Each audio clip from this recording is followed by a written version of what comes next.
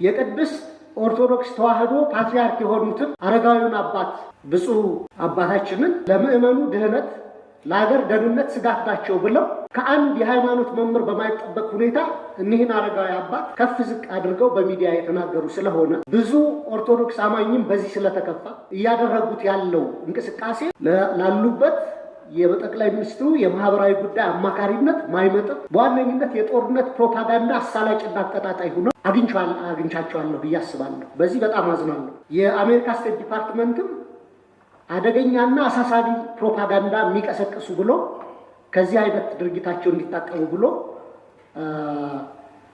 መግለጫ ያወጣባቸው ናቸው። በዚህ ጊዜ ከኢትዮጵያ ጋር ስነ ስርዓት እርስዎ እንደ ልብ እንደተናገሩ እኛም እናገራለን። አድምጠን እናገራለን። የስነ ስርዓት ጥያቄ አለ።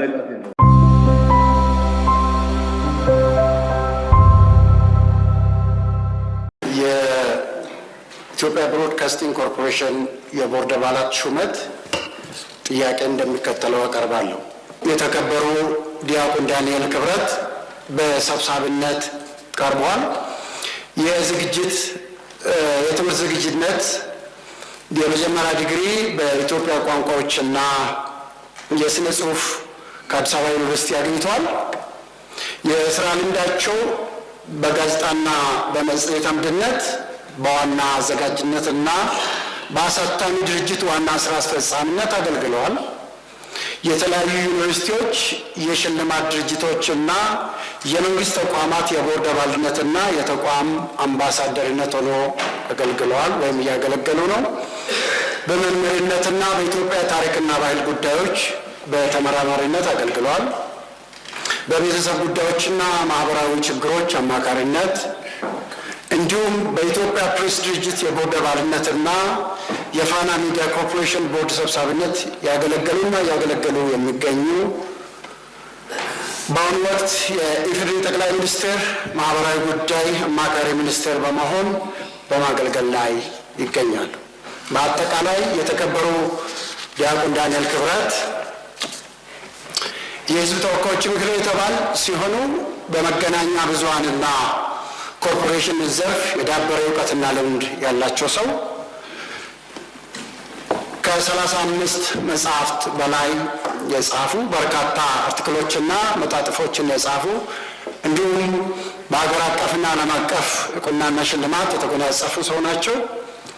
የሀገሪቱን ወቅታዊ ሁኔታና ብሔራዊ ጥቅም በአግባቡ በመረዳት ኮርፖሬሽኑን ተገቢ ሚናውን እንዲጫወቱ አቅጣጫ ማመላከትና መደገፍ የሚችሉ እጩ ሆነው ቀርቧል። በብዙዎቹ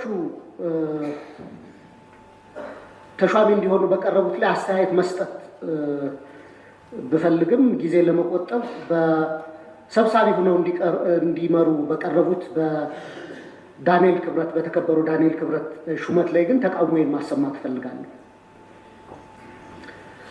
አንደኛ የተከበሩ አቶ ዳንኤል ክብረት የሃይማኖት መምህር ሆነው ረዥም ጊዜ የምናውቃቸው ናቸው። ለአንዳንዶቻችን በወጣትነት ጊዜያችን ጽሁፋቸውን እያነበብን የተማርንባቸው እንዳሪያ ምንቆጥራቸው የነበሩ ሰው ናቸው። ቅርብ ጊዜ የመንግስት ተሿሚ ከሆኑ በኋላ ግን እያደረጉት ያለው እንቅስቃሴ ላሉበት የጠቅላይ ሚኒስትሩ የማህበራዊ ጉዳይ አማካሪነት ማይመጥም በዋነኝነት የጦርነት ፕሮፓጋንዳ አሳላጭና አቀጣጣይ ሆነው አግኝቻቸዋለሁ ብዬ አስባለሁ። በዚህ በጣም አዝናለሁ። ይህ ጉዳይ ባይዘወይ የእኔ ጀጅመንት ብቻ ሳይሆን የአሜሪካ ስቴት ዲፓርትመንትም አደገኛና አሳሳቢ ፕሮፓጋንዳ የሚቀሰቅሱ ብሎ ከዚህ አይነት ድርጊታቸው እንዲታቀቡ ብሎ መግለጫ ያወጣባቸው ናቸው። እሱ ብቻ አይደለም። በሰሜኑ ጦርነት ወቅት ሁላችንም የነበርንበት አሰላለፍ ይታወቃል። በዛ ወቅት የቅድስት ኦርቶዶክስ ተዋሕዶ ፓትርያርክ የሆኑትን አረጋዊውን አባት ብፁዕ አባታችንን ለቤተ ክርስቲያን ለምእመኑ ድህነት ለሀገር ደህንነት ስጋት ናቸው ብለው ከአንድ የሃይማኖት መምህር በማይጠበቅ ሁኔታ እኒህን አረጋዊ አባት ከፍ ዝቅ አድርገው በሚዲያ የተናገሩ ስለሆነ ብዙ ኦርቶዶክስ አማኝም በዚህ ስለተከፋ እና የኢትዮጵያ ብሮድካስቲንግ ኮርፖሬሽን ደግሞ የኢትዮጵያ ሕዝብ 10 ብር በየወሩ ከእያንዳንዱ ቤት እየተቆረጠ የሚተዳደር የቴሌቪዥን ጣቢያ ስለሆነ እንደዚህ አይነት አወዛጋቢ ሰዎች በቦርድነት እና በቦርድ አባልነትም በቦርድ ሰብሳቢነትም ከሚመሩት ይልቅ ሁሉንም የሚያስማሙ እኔ ለምሳሌ ዶክተር ጌታቸው ድንቁን ስልጠናም ለዚህ ምክር ቤት አባላት ተሰጥቷል። በጣም ካፔብል የሆኑ ናቸው። የፖለቲካ አፊሊዬሽናቸውን አላውቅም። በሙያቸው ብቻ ግን እሳቸው ሰብሳቢ ቢሆኑ ፈልጋለሁ። በግል እንደሳቸው አይነት ምሁራዊ ካባቸው የሚያመዝን ከአወዛጋቢነት የራቁ ሰዎች እንዲደረጉ ፈልጋለሁ። የጠቅላይ ሚኒስትሩ የማህበራዊ ጉዳይ አማካሪ ሆነው በኢትዮጵያውያን ማህበራዊ ትስስር ከማጎልበት ይልቅ ማህበራዊ ትስስራቸው እንዲላላ በሃይማኖት፣ በብሔር፣ በፖለቲካ አቋማቸው አወዛጋቢ ስለሆኑ የተከበሩ ዳንኤል ክብረት በአማካሪነት መሾማቸውን የምቃወም መሆኔን ለመግለጽ ነው። አመሰግናለሁ። ሰብሳቢው ከእውቀታቸው በተጨማሪ ለሚዲያ የተወለዱ በሚዲያ ያደጉ በሚዲያ የተጠበቡ የጥበብ ሰው ናቸው። ከዲያቆን ዳንኤል በተጨማሪ የማዕረግ ስም አላቸው። ሙዓዝ ጥበብ የተባሉት የጥበብ መዓዛ የተባላቸው አባቶች ስያሜ የሰጧቸው ይህንን መነሻ በማድረግ ነው። እንግዲህ 35 መጽሐፍ መጽሐፍ ቀላል አይደለም። ያውም ትርክትን እንዳያችሁት ትልቅ መድብል ነው እንጂ ዝም ብሎ ቡክሌት አይደለም የመጽፉት። አንዴ በአንድ ሚዲያ ላይ ቃለ መጠይቅ ተደረጎላቸው ሳዳም 12ኛ ክፍል እንደጨረስኩ አሉ። የታወቀ ሚዲያ ነው። 12ኛ ክፍል እንደጨረስኩ በነበረኝ ረፍት ጊዜ በቤተ መጽሐፍት ገብቼ ከተጀመረበት ጀምሮ እስከ መጨረሻ ያለውን አዲስ ዘመን ጋዜጣ ነበርኩ ሲል እኔ በጣም ተገረምኩ። እኔ አላስበውም።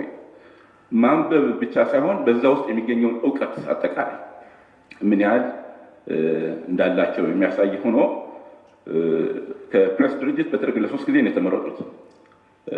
እዛም የፋና ብሮድካስቲንግ ኮርፖሬሽን ማለት ኦልሞስት ተመሳሳይ ባለው በቦርድ ሰብሳቢነት እየሰሩ ስለሆነ በእውቀትም በልምድም በቂ ሁኔታ አላቸው። ሆኖም ለየት ያለ ሀሳብ ከተከበሩ የተነሳን ጉዳይ በተመለከተ እኔ በጣም ገርሞኛል። ለምሳሌ ከተነሱት ሀሳቦች ጦርነት አሳላጭ፣ በሰሜኑ ጦርነት እንደዚህ ነበሩ። በሰሜኑ ጦርነት እኔም እሳቸውም ግንባር ድረስ ተናጋሪው ከግንባር ድረስ ተሰልፈናል። ያን ጊዜ ሳይነገር ዛሬ ላይ በሰሜኑ ጦርነት የአሜሪካ ስቴት ዲፓርትመንት በሰሜኑ ጦርነት ጊዜ ከማን ጋር እንደቆመ እናውቀዋለን። አሁን አስተላለፋቸውን ኢትዮጵያን ሊያፈርስ ኢትዮጵያን ሊበትን ዛሬ ሰላም ላይ ሆነን አይደለም መነጋገር ያለብን። ያስታውሳላችሁ የምክር ቤት አባላት አዲስ አበባ ሱሉልታ ላይ ስልጠና ልንጀምር ስንል ኮምቦልቻ ተይዟል ተብሎ የተከበሩ አፈ ጉባኤ ያስታውሳሉ። ክቡር ተናጋሪው ጭምር ናቸው። ይሄ ስልጠና ቀርቶ በዚህ ወቅታዊ ጉዳይ እንወያያሉት ቅድም የተናገሩት የተከበሩ ናቸው። ጊዜ መሰጠት የለበትም ያሉት። አሁን በተቃራኒው ደግሞ አሁን የጦርነት አሳላጭ የሰሜኑ ጦርነት ላይ ግፍ ፈጽመዋል የሚለው ይሄ አግባብነት አይጠበቅም። ከአንድ ምክር ቤት አንድ ይሄ እንዲመዘገብ ስቴት ዲፓርትመንት የለ ሌላ ሁሉ ዓለም እኮ ኢትዮጵያን ክዶ ነበር በዛ ሰዓት። በዚህ ጊዜ ከኢትዮጵያ ጋር ስነ ስርዓት እርስዎ እንደ ልብ እንደተናጉኛ እናገራለን፣ አድምተን እናገራለን። የስነ ስርዓት ጥያቄ አለ። ለእኔ መልስ እንዲሰጠኝ የምፈልገው ሞሽኑን ካቀረቡት ጥያቄ የሚያቀርቡት ሞሽኑን ያቀረቡት ወይም በተከበረው አፈ ጉባኤ እንጂ የተከበረው የምክር ቤት አባል ለእኔ መልስ የሚሰጥ ከሆነ እኔም ተጻራሪ መልስ መስጠት ይችላል። እሺ መመለስ ይችላል። ስለዚህ አሁን በሰላም ጊዜ ግን አስተላለፍን ከሌላ ጋር አድርጎ በወቅቱ በቁርጥ ቀን የተገኘን የሀገር ልጅ በዚህ ሁኔታ ለማጠልሸት ማሰብ ትክክል አይደለም። አንዴ ነው። ሁለተኛ ብፁዕ አባታችን ብሎ ፓትርያርኩን ያነሱ መጀመሪያ ስነ ስርዓቱ ብፁዕ አይደሉም፣ ቅዱስ ነው በቤተክርስቲያን ስርዓት። ብፁዕ ማለት ማውረድ ነው የፓትርያርኩ ስም። ሁለተኛ ስለ ቅዱስ ፓትርያርኩ ይሄ ምክር ቤት እንዲያውቅልኝ የምፈልገው እኔም የቤተክርስቲያኑ በወቅቱ አገልጋይ ስለሆንኩኝ ፓትርያርኩ በሚመረጡበት ጊዜ ከ13ቱ አስመራጭ ኮሚቴዎች አንዱ ነኝ። የአስመራጭ ኮሚቴው የህዝብ ግንኙነትን ደርቤ የፋይናንስን ስራዎችን ስራ የነበርኩና ምርጫውን ከመሩት ሰዎች አንዱ ነኝ። ከኔ የሚቀድምና የሚቆረቆር ያለ አይመስለኝም። አሁን በዚህ ላይ ግን የተከበሩ ዲያቆን ዳንኤል የቤተ ክርስቲያኗ ብርቅዬ የቁርጥ ቀን ልጅ ናቸው። በቤተ ክርስቲያን አባት ላይ ይህን ያደርጋሉ ብሎ ሲቀር በትክክለኛ አውድ መቅረብ አለበት። በወቅቱ የሃይማኖት መሪ ለምን ከሰማይ አይወርድም? ያለ ቦታው በፖለቲካ ውስጥ ከገባ ኖ መግባት የለብህም ማለት ትክክለኛ ነው። በወቅቱ እኒህ አባት ሰዎች አሳስተዋቸው በሰሜኑ ጦርነት 120 ሺህ ሴቶች ተደፍረዋል ብለው በሚዲያ ተናግረዋል። 120 ሺህ ዓመት ሙሉ ቢሰራ ይደፈራል፣ ይሰራል። የተሳሳተ መረጃ። አሁን እኮ አለ ኦዲዮ ተጽፎ የተሰጣቸው እኒህን አባት 120 ሺህ ብለው ነው የተናገሩት። ከዚህ አንጻር ይሄ አግባብነትን አገርን የሚያፈርስ ነው እንደ አንድ ሃይማኖት አባት ብሎ ማስተካከያ መስጠት እንደ ቤተክርስቲያን ልጅነቱ በወቅቱ እንዲያው ትክክለኛ የቤተክርስቲያን እውነት ነው። አሁን ይሄ እንግዲህ ይሄን የተናገርኩት እና በሌላው የሚዲያ ፍጆታ እንደሚሆን አውቃለሁ። ይሁን እኔ ከእውነትና ከእውነት ጋር ቆማለሁ። በዚህ አንጻር እንዲያው የኢትዮጵያ ብሮድካስቲንግ ኮርፖሬሽን ለመጀመሪያ ጊዜ ትክክለኛውን ሰብሳቢ አሁን አግኝቷል። አመሰግናለሁ።